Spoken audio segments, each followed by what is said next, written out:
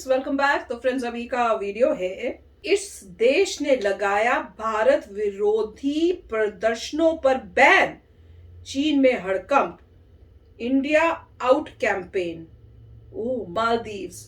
तो वाह, मुझे लग रहा है यही बता रहे होंगे कि इन्होंने अलाउ नहीं कर रहे होंगे अब किसी को भी कि इंडिया के अगेंस्ट बोलकर कोई इस टाइप से प्रदर्शन करने का। ये तो कमाल ही है। चलो वीडियो शुरू करते। वीडियो शुरू करने से पहले अगर आप चैनल पर नए हो और आपने अभी तक सब्सक्राइब नहीं किया है तो जल्दी से पहले सब्सक्राइब के बटन और बेल आइकन को क्लिक कर लो ताकि आपको हमारे सारे न्यू वीडियोस के नोटिफिकेशन मिल जाए जैसे हम अपलोड करें। अगर आपको वीडियो पसंद है प्लीज लाइक एंड शेयर। चलिए शुरू करते हैं। अपनी जबरदस्त कूटनीति के चलते भारत को मालदीव में एक बड़ी सफलता मिली है। मालदीव में भारत का यह दांव चीन के लिए किसी बड़े झटके से कम नहीं है। दरअसल मालदीव के राष्ट्रपति इब्राहिम मोहम्मद सोलिह ने देश में महीनों से चल रहे भारत विरोधी प्रदर्शनों पर रोक लगा दी है। मालदीव के राष्ट्रपति ने एक आदेश जारी किया और कहा कि इन विरोध प्रदर्शनों से देश की राष्ट्रीय सुरक्षा के लिए खतरा पैदा हो रहा है। आपको बता दें कि मालदीव में एक षड्यंत्र के तहत भारत विरोधी प्रदर्शन करवाए जा रहे हैं। इन भारत विरोधी प्रदर्शनों के पीछे चीन है। इस वीडियो में हम आपको बताएंगे कि आखिर क्यों मालदीव में भारत के खिलाफ प्रदर्शन हो रहे थे और कैसे ये छोटा सा देश भारत के लिए बेहद जरूरी है। दरअसल चीन के करीबी माने जाने वाले मालदीव के पूर्व राष्ट्रपति अब्दुल्ला यामीन अपने ही देश में भारत के खिलाफ प्रदर्शन करवा रहे हैं। मालदीव को चीनी कर्ज के जाल में डुबोने वाले अब्दुल्ला यामीन राष्ट्रपति बनने के बाद से ही भारत के खिलाफ एक जहरीला अभियान चला रहे थे। अब्दुल्ला यामीन पर भ्रष्टाचार के कई आरोप लगे। मालदीव में उनके खिलाफ प्रदर्शन भी हुए, लेकिन 2018 में अब्दुल्ला यामीन मोहम्मद सोलेह के खिलाफ राष्ट्रपति चुनाव हार गए। इसके बाद अब्दुल्ला यामीन को एक मनी लॉन्ड्रिंग मामले में जेल भेज दिया गया। जेल से छूटने के बाद अब अब्दुल्ला यामीन चीन की मदद से एक बार फिर भारत के खिलाफ कैंपेन चला रहे हैं। अब्दुल्ला यामीन ने अपने भारत विरोधी कैंपेन को इंडिया आउट का नाम दिया है। अब्दुल्ला यामीन बोल रहे हैं कि मालदीव से भारत की मौजूदगी खत्म होनी चाहिए, लेकिन अब अब्दुल्ला यामीन और चीन को मालदीव की सरकार ने एक जबरदस्त झटका दिया है। मालदीव की सरकार ने अब साफ तौर पर बोल दिया है कि भारत के खिलाफ कोई प्रदर्शन नहीं होंगे। आपको जानकारी दे दें कि मालदीव को 1965 में आजादी मिली। भारत ने 1972 में वहां अपना दूतावास खोला, जबकि चीन ने मालदीव में अपना दूतावास 2011 में ही खोला है। तो अचानक ऐसा क्या हुआ कि चीन ने मालदीव में इतनी दिलचस्पी दिखाई? दरअसल चीन को भारत और मालदीव के अच्छे संबंध पसंद नहीं है। मालदीव दुनिया के नक्शे पर एक छोटा सा देश है, लेकिन ये भारत के लिए व्यापार और रणनीतिक वजहों से बेहद खास है। मालदीव हिंद महासागर में रणनीतिक रूप से काफी महत्वपूर्ण जगह पर स्थित है। आपको जानकारी दे दें कि हिंद महासागर इलाके में 40 से ज्यादा देश हैं और दुनिया की करीब 40% आबादी यहाँ रहती है। मालदीव एक ऐसे महत्वपूर्ण जहाज मार्ग से सटा हुआ है जिससे होकर चीन, जापान और भारत जैसे कई देशों को ऊर्जा की आपूर्ति होती है। मालदीव भारत के लक्षद्वीप समूह से महज 700 किलोमीटर दूर है। इसीलिए चीन मालदीव में कर्ज के जरिए घुसपैठ की कोशिश कर रहा था।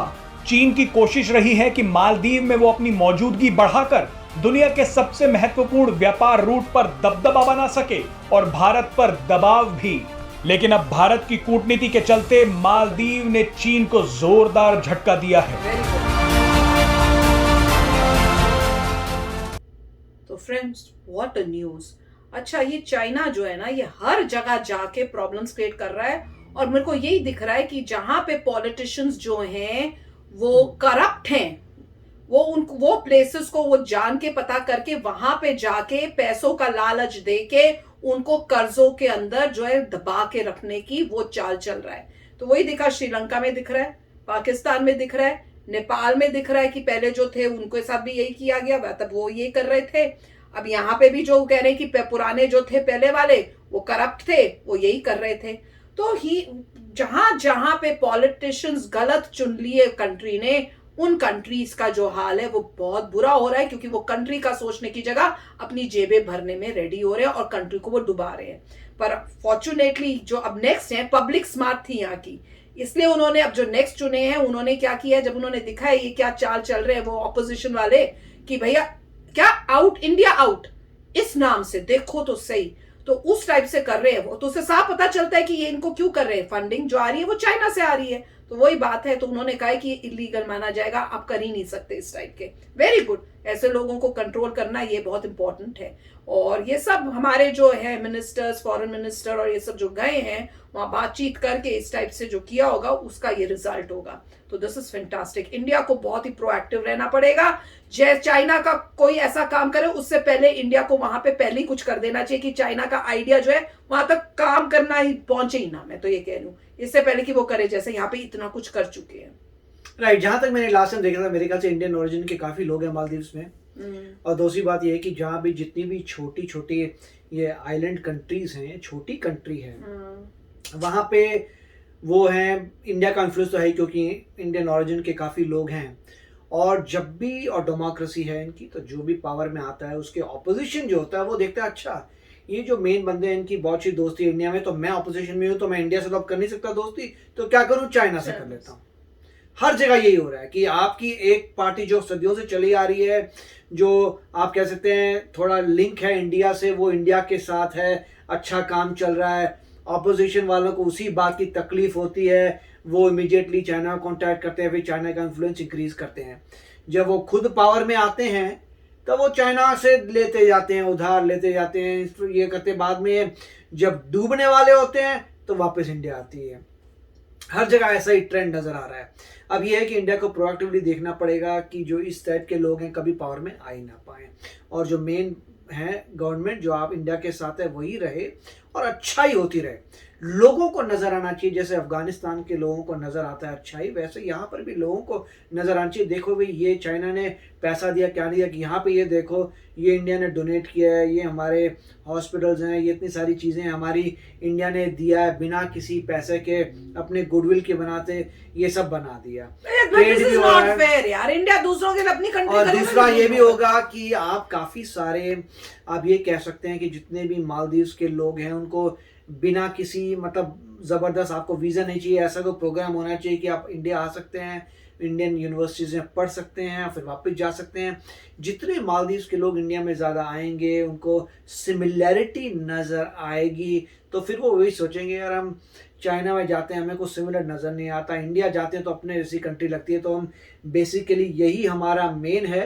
तो उसी हिसाब से होता है। कल्चरली जहाँ पे आपको एफिनिटी नज़र आती है, कल्चरली चीज़ें सेम नज़र आती है, लोग देखने में सेम नज़र आते हैं। आप मालदीव्स का ले लीजिए, हिंदुस्तानी खड़े जाए आपको कोई डिफरेंस ही नहीं नज़र आ, कहेंगे आप भी हैं, इंडियन है सारे, तो उनसे खुद उनको सिमिलरिटी। और ये बहुत बड़ी बात होती है लाइफ में कि अगर आप जहाँ जाते हैं आपको अपने जैसे लोग नज़र आते हैं तो आप घुल मिल जाते हैं वर्सेस कहीं और। ये ह्यूमन नेचर की बात है, ये मैं कोई अलग से एजेंडा अपना नहीं कर रहा, नेचर की बात है कि अगर ये एक्सपेरिमेंट जो है पूरे, हम तो यूएस में रहते हैं तो हमने तो बचपन से ही देखा है, जैसे हमने पहले भी कई एग्जांपल्स साइट किए थे कि आप किंडरगार्टन में भी जाते हैं तो आप किंडरगार्टन में भी देखते हैं कि इंडियन ऑरिजिन के बच्चे इकट्ठे खेल रहे होते हैं और दूसरे ऑरिजिन के बच्चे इकट्ठे खेल रहे होते हैं। उनको बच्चों को तो किसी ने कुछ नहीं बताया उस सिमिलैरिटी की वजह से कि उनके जैसा कोई बच्चा देखने में लग रहा है, उनके जैसा उनका कल्चर है, उनकी जो भी चीज़ों से खेल रहा है वैसी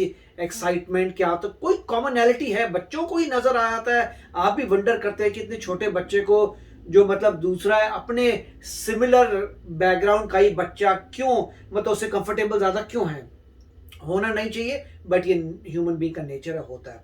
तो आई होप कि मालदीव्स में लोगों को गुडविल नज़र आए इंडिया की और लोग कहें कि नहीं बस इंडिया ही मेन है। तो काफ़ी अच्छा वीडियो था। यस फ्रेंड्स, बहुत अच्छा हुआ, क्विक एक्शंस लिए उनकी गवर्नमेंट ने और ऐसी स्ट्रॉन्ग एक्शंस लेने चाहिए।